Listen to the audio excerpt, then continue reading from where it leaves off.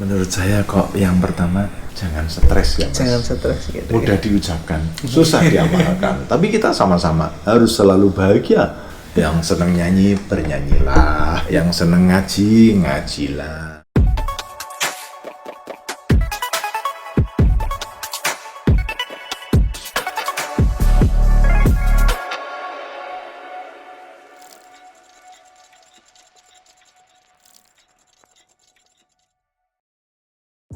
Assalamualaikum warahmatullahi wabarakatuh. Selamat malam teman-teman semua.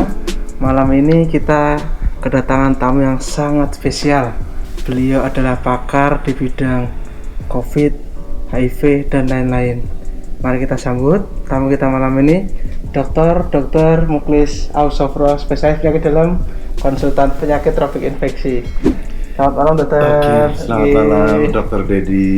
Gimana dokter, sehat dok? Alhamdulillah lebih sehat dari pasien yang kita rawat. Jadi ya tetap bersyukur masih diberi kesempatan untuk membantu pasien-pasien. Ya. Mas Dedi sehat? Alhamdulillah dokter, sehat sekali dok. Iya. Saya senang sekali Mas mendapat kesempatan untuk diundang mengisi acara dialog yang interaktif ini ya. Oke.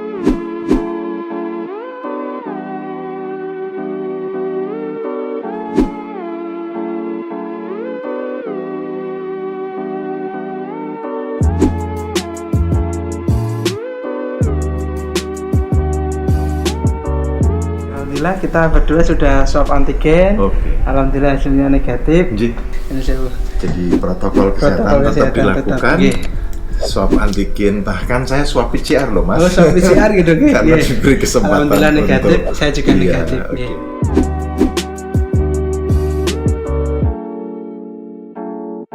Banyak teman-teman subscriber saya menanyakan bagaimana sih dok kabar Omikron kali ini gini.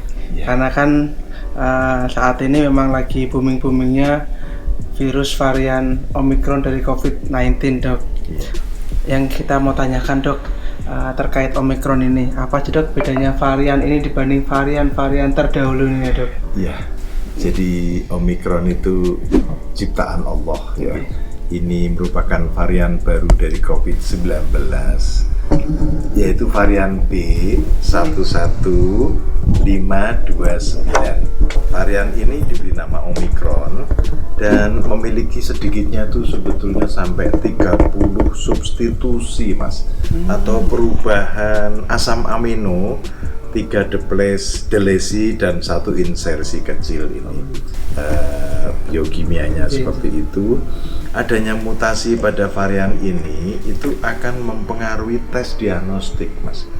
Kalau kita melakukan tes diagnostik biasanya kan ada target gen S. Gen S itu merupakan ya yang ujung yang paling mudah untuk dikenali dan daya penularannya itu lebih cepat Mas.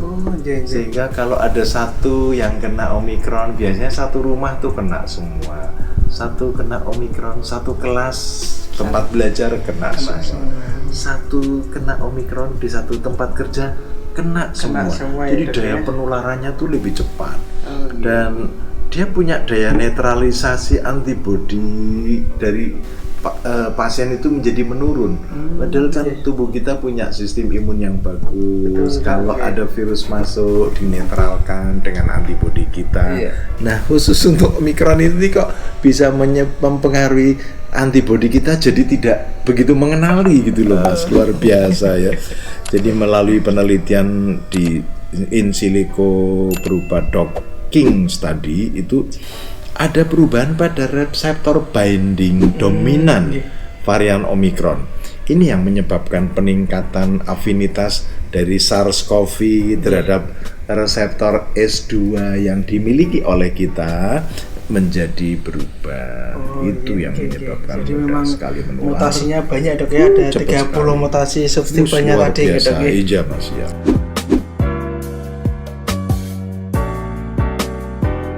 Terkait dengan keparahan dok dibandingkan dengan varian-varian sebelumnya, bagaimana keparahan apabila kita terinfeksi varian Omikron ini dok? Ya, jadi dari studi epidemiologi itu didapatkan bahwa pada negara yang memiliki varian Omikron varian Omicron dengan cepat menggantikan varian Delta yang selama ini kita kenal sebagai varian yang mendominasi kan Mas ya. Lah, studi in vitro di University of Hong Kong oleh Chik Wai dan kawan-kawan itu menunjukkan bahwa varian Omicron itu memiliki kemampuan bereplikasi sebesar 70 kali lipat Mas. 70 kali lipat Iya, lebih cepat pada sel saluran nafas dibanding dengan varian Delta. Jadi replikasinya cepat sekali.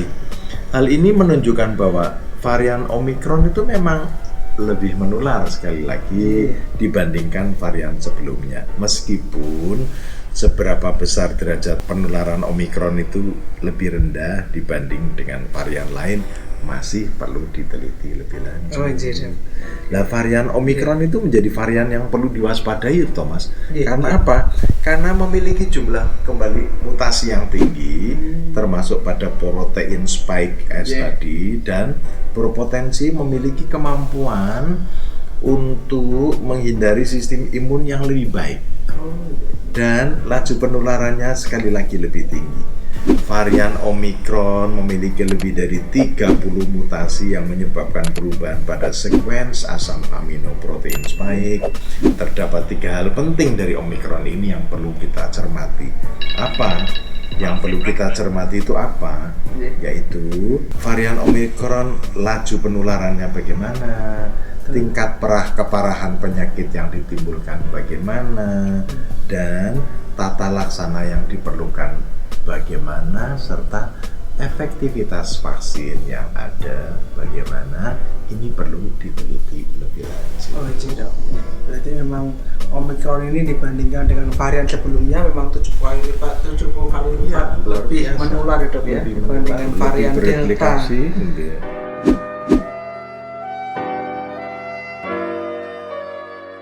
Baik Dok, tadi sudah kita singgung terkait dengan keparahannya, bagaimana severitasnya, bagaimana, terus siapa saja sih Dok yang berisiko terkena infeksi varian Omicron ini Dok? Ya, kalau dulu kita sering melihat yang kena COVID kok sering ke usia lanjut. Sekarang ternyata semua anggota masyarakat tuh mempunyai risiko penularan yang tinggi Mas. Kita tahu kan sekarang anak-anak sekolah juga kena, remaja-remaja kena, dewasa muda ya kena. Jadi semua lapisan masyarakat tuh bisa diserang Omicron itu. Karena itu tetap harus menjaga protokol kesehatan. Jangan terlalu terpengaruh oleh video-video dari luar negeri yang pemimpinnya katanya mulai sekarang kita tidak usah pakai masker. Kita masih hidup di Indonesia, ya masih manutlah pada pemimpin kita untuk protokol kesehatan. Jadi di samping mengikuti program vaksinasi yang ada, ikutilah, terapkanlah selalu penggunaan masker.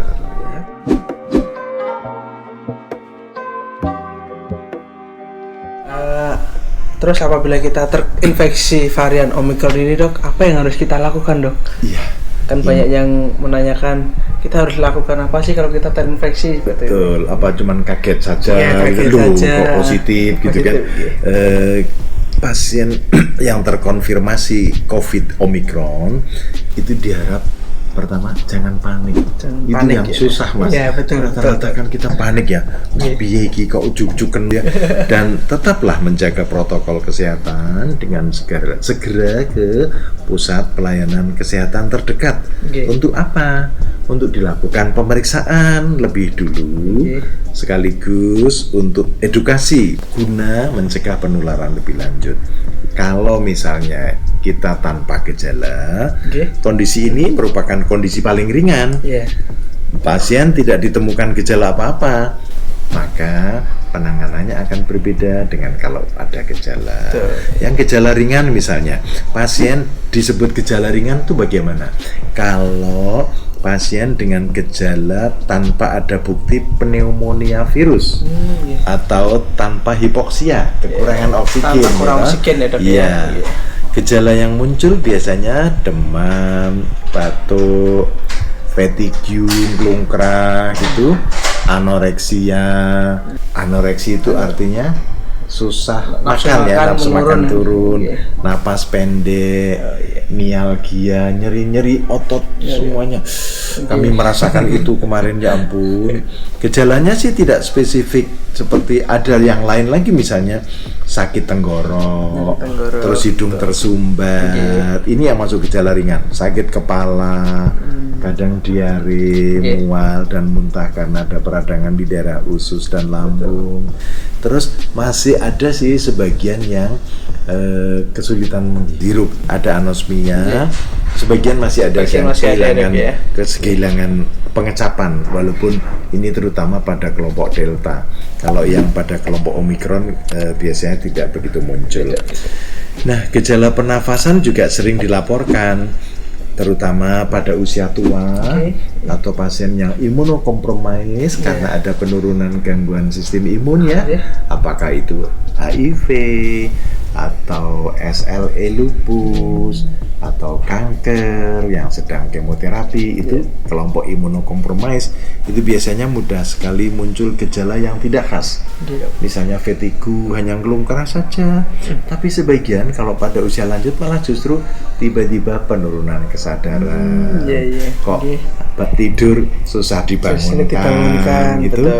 Lalu biasanya tuh aktif bergerak di rumah, kok ini tiba-tiba hanya duduk saja, mobilitasnya menurun. Ada diare, hilang nafsu makan, lalu delirium, jadi gangguan kesadaran, komunikasinya berkurang gitu. Dan sebagian tidak ada demam pada pasien yang gejala ringan. Kalau kita punya alat saturasi oksigen, O2 saturasinya masih 95% ke atas di udara ruangan. Itu yang kelompok ringan. Terus nanti kalau yang kelompok sedang, ini terutama pada pasien yang remaja atau dewasa, itu pasien muncul gejala klinis pneumonia, infeksi paru-paru ya. Ada demam, ada batuk, sesak napas, napasnya cepat, menggeh-menggeh, tapi tidak ada tanda pneumonia berat, Mas. Pneumonia berat itu kalau ada infeksi paru-parunya cukup parah ya. Pada pasien yang kelompok sedang ini, saturasi oksigennya masih di atas 93%. Kalau yang ringan tadi di atas 95%. Atau anak-anak biasanya pasien dengan tanda klinis pneumonia yang tidak berat, Mas, pada anak-anak. Ada yang batuk, susah bernafas, nafasnya cepat, ada tarikan di dada, dinding dada, dan tidak ada tanda pneumonia berat ya. Jadi itu yang kelompok sedang. Kalau yang pneumonia berat biasanya otomatis karena infeksi di paru-parunya relatif lebih luas, otomatis sesak napas sekali, O2 saturasinya sudah kurang dari 93%. Ya. Untuk yang dirawat di rumah sakit berarti yang kriteria sedang dan berat. berat. Kalau ringan mohon di rumah saja. Itu perhatian teman-teman. Untuk yang kriteria ringan bahkan yang tanpa gejala, lebih baik isolasi mandiri di rumah saja supaya di rumah sakit tidak terjadi overload pasiennya, penumpukan, dan tidak menambah stres. Orang kalau dirawat itu stres luar biasa.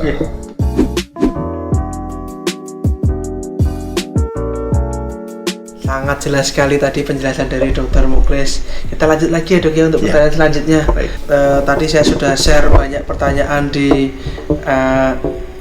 kolom IG saya, kolom YouTube saya. Jadi ini banyak sekali yang bertanya, Japri, kalau sudah terkena varian Omicron ini, apakah kita bisa berisiko kena lagi, Dok? Itu yang sering ditanyakan dan itu yang sering terjadi di sekitar kita ya. Iya, tentu masih bisa, Mas. Tapi menurut laporan-laporan penelitian yang ada, derajat keparahannya kok akan lebih ringan atau lebih mudah teratasi dengan baik. Sebab sistem kekebalan tubuh kita sudah pernah dilatih dengan virus yang mirip sebelumnya. Sehingga begitu kedatangan Omicron, wah ini ada tamu lagi nih. Kita udah siap-siap menyambut kan. Apakah sambutannya akan luar biasa dengan panas dan seterusnya, atau cukup sedang-sedang saja karena tamunya akan bilang kita kan sudah pernah dolan ke sini, jadi nggak usah repot-repot, sehingga gejalanya tidak muncul begitu berat. Terus prajurit kita sudah banyak ya Dok ya. Prajurit kita untuk menangkal itu sudah banyak sekali. Sudah. Jadi masih bisa terkena, tapi mungkin gejalanya tidak terlalu Insya Allah. berat. Insya Allah. Nggih.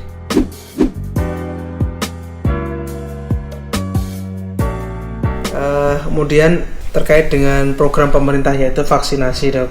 Sekarang kan sudah memasuki, untuk yang non nakes kita sudah memasuki vaksinasi ketiga atau vaksinasi booster.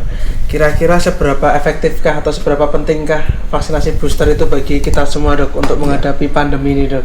Ya, jadi yang namanya vaksinasi, walaupun itu vaksin utama yang pertama dan kedua maupun yang booster, itu tetap penting Mas.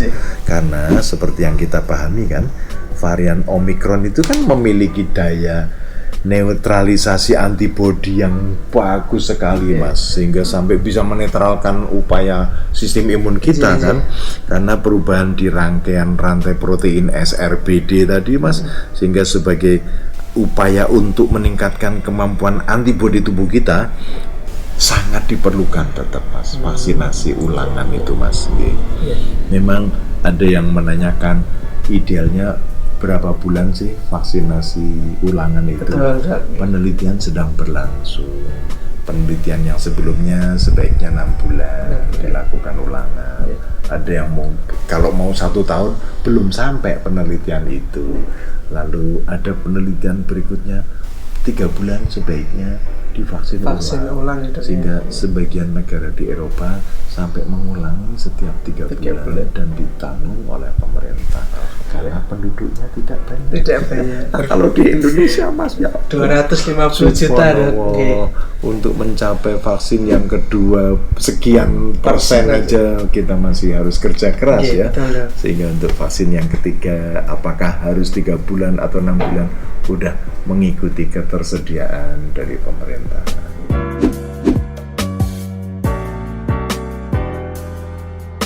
Ya, jadi banyak sekali pasien-pasien kami itu menanyakan kalau vaksin ini sebenarnya ada efek sampingnya nggak sih Dok? Ada, kita sebutkan KIPI Dok.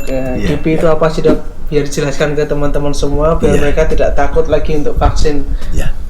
Di dalam vaksinasi bukan hanya Omicron, bukan hanya COVID saja, vaksin influenza, vaksin typhoid, vaksinasi yang lain itu tetap ada kejadian ikutan pasca imunisasi yang disebut KIPI Mas. Kejadian ini sebetulnya kita monitor 48 jam pertama setelah vaksinasi. Jadi setelah vaksin kalau ada gejala yang tadinya nggak demam kok tiba-tiba demam, nyeri di badan, pegel-pegel, sebagian mengalami kemerahan di kulit, segeralah tolong kalau ada kejadian ikutan pasca imunisasi dalam waktu 48 jam segera ke tempat kita menjalani vaksinasi. Untuk apa sih? Karena untuk dimonitor, dicatat dan dilaporkan. Sebab kita kan harus memantau sampai seberapa jauh KIPI-nya itu. Ada beberapa contoh kejadian ikutan pasca imunisasi yang paling umum terjadi seperti diantaranya nyeri, bengkak di tempat suntikan, ya wajar toh, dimasukin sesuatu kok, dan kemerahan di tempat kesuntikan. Lalu sebagian setelah saya vaksin kok jadi mudah lelah gitu ya rasanya ya. Ada yang merasa lelah, tidak enak badan sehingga harus minum obat, maaf kayak tolak nggak boleh nyebut tolak lulu nggak boleh nyebut. Ada juga yang mengalami kondisi setelah vaksin kok yang tadinya saya nggak mual jadi mual ya Dok, malah ada muntah-muntah ya Dok, pusing, pegel sampai diare. Saya pribadi juga habis divaksin yang ketiga diare saya beri godong jambu sampai wet jambunya prop. Tetap saja diare. Jadi beberapa tanda alergi terhadap vaksin itu terutama gatel seluruh tubuh, muntah, bersin-bersin, kalau sudah mulai alergi ya, sesak napas hingga ada yang pingsan, maaf Mas. Oh, sampai pingsan ya dok ya. Itu sebetulnya kejadian ikutan pasca imunisasi yang sangat sedikit kejadiannya, tapi terjadi. Dan kalau orang yang tidak senang vaksin terus dibesar-besarkan, semaput seolah vaksin, nggak usah vaksin lagi, padahal semaput lagi. Padahal kejadian itu kan satu di antara sekian juta ya. Nah, bila kita merasakan gejala seperti itu, jangan dipendam sendiri, segera laporkan ke petugas yang vaksin atau panitia vaksin di lokasi kita vaksinasi, karena itu informasi yang sangat berharga ya. Wah, sungguh sangat menarik sekali diskusi kita malam ini ya dok ya, terkait dengan vaksinasi, bagaimana booster itu, kemudian yang menjadi harapan kita dok nantinya. Apakah benar dok vaksinasi ini merupakan langkah terbaik dok untuk menghentikan pandemi COVID-19 ini dok?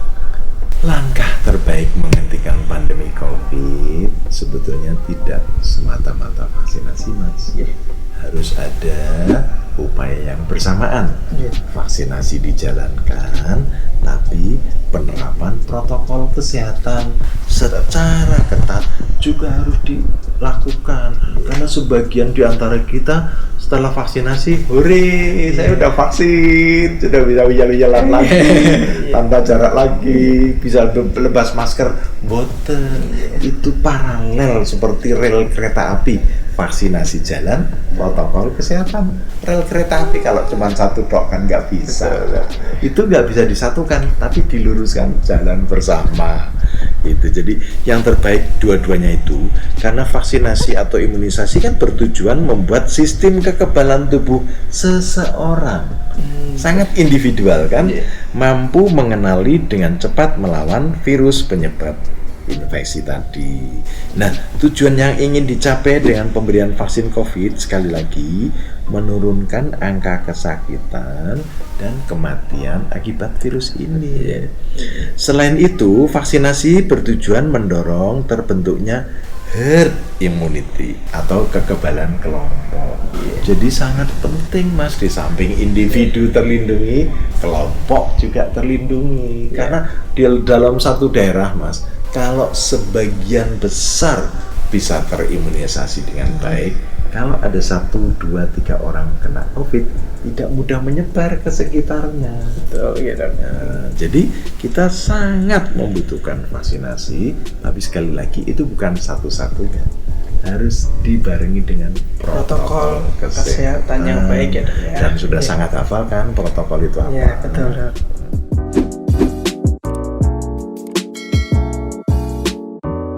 Oke dok, kita kan sudah menjalani pandemi ini hampir 2 tahun dok. Ini Maret ini COVID sudah berulang tahun yang kedua dok.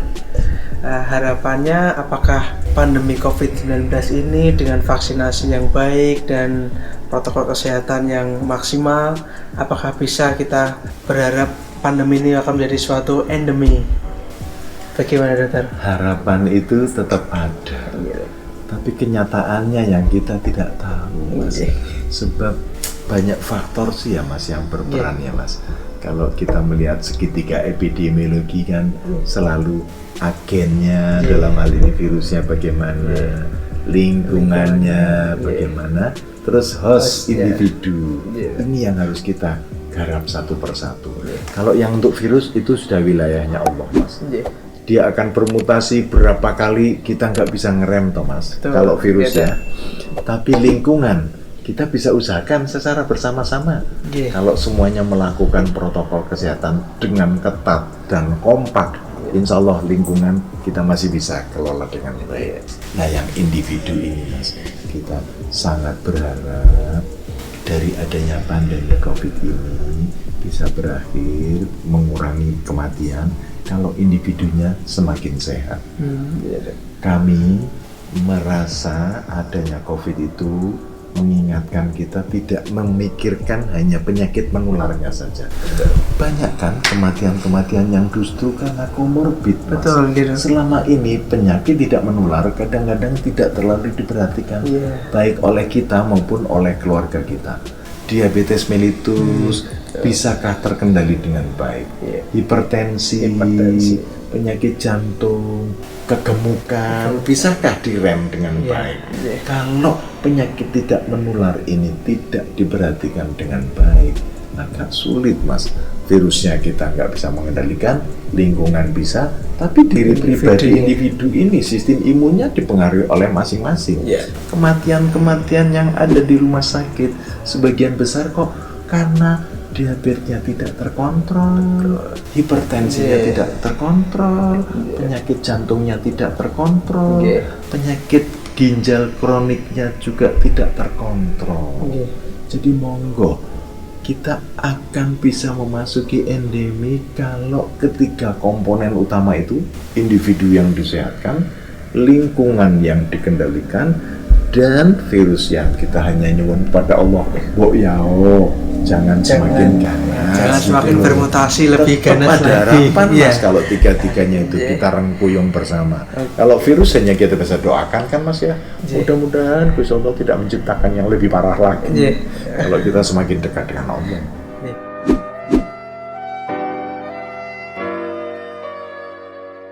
Ini sebagai Dr. Muklis, sebagai dokter penanggung jawab pelayanan COVID-19 ini di lingkungan Rumah Sakit Dr. Karyadi dan Semarang khususnya, Dok, ya. Apa, Dok, pesan dan harapan dokter untuk masyarakat Indonesia ini terkait wabah COVID-19 ini? Iya, menurut saya kok yang pertama jangan stres ya, Mas. Jangan stres gitu. Mudah diucapkan, susah diamalkan. Tapi kita sama-sama harus selalu bahagia. Yang seneng nyanyi, bernyanyilah. Yang seneng musik, bermusiklah. Yang seneng ngaji, ngajilah, dan seterusnya. Yang penting jangan stres ya. Kemudian setelah jangan stres, tetaplah bahagia, Mas, dengan apapun yang kita miliki dari Allah. Tidak terlalu membandingkan rezeki dengan orang lain, tidak terlalu membandingkan kesempatan dengan orang lain. Bahagialah dengan apa yang ada, ya. Lalu tingkatkan antibodi kita, Mas. Karena tadi kan sistem imun sangat mempengaruhi kekuatan kita menghadapi virus yang luar biasa kan. Antibodi kita tingkatkan dengan cara apa? Antibodi kita bisa meningkat kalau kita menjaga kesehatan secara rutin, olahraga teratur, istirahat yang cukup, makanan yang bergizi. Makanan yang bersih itu harus lengkap, Mas. Ada karbohidrat, protein, lemak, susu, buah-buahan. Kalau bisa jangan terlalu ketat. Saya tidak ngambil karbohidrat sama sekali. Berikutnya selalu menjaga protokol kesehatan seperti yang diungkapkan pertama tadi, dan selalu bersyukur, berdoa kepada Allah. COVID ini mengingatkan kita untuk semakin dekat kepada Allah. Betul, kan? Kalau mendapat ujian, bersabar. Kalau mendapat kenikmatan, bersyukur.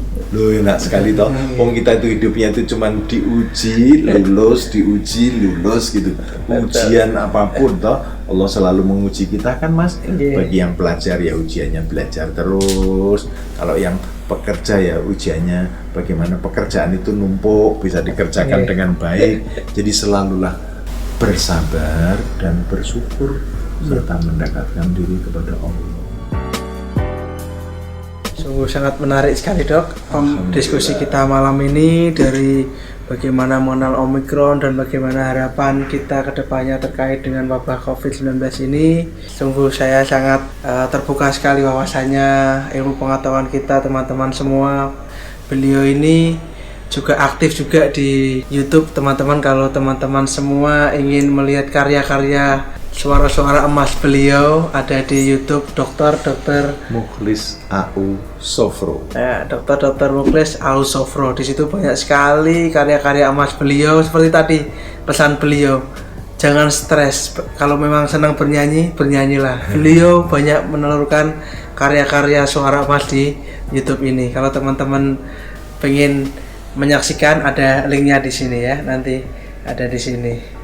Terima kasih atas waktu yang diberikan malam ini. Beliau sangat sibuk sekali tapi masih meluangkan waktu untuk kita semua bicara tentang COVID-19 ini. Semoga beliau senantiasa sehat selalu. Amin, amin, Kita semua senantiasa sehat selalu, teman-teman sehat selalu, diberikan kesehatan. Dan sampai jumpa di vlog-vlog berikutnya lebih menarik lagi. Wassalamualaikum warahmatullahi wabarakatuh. Waalaikumsalam.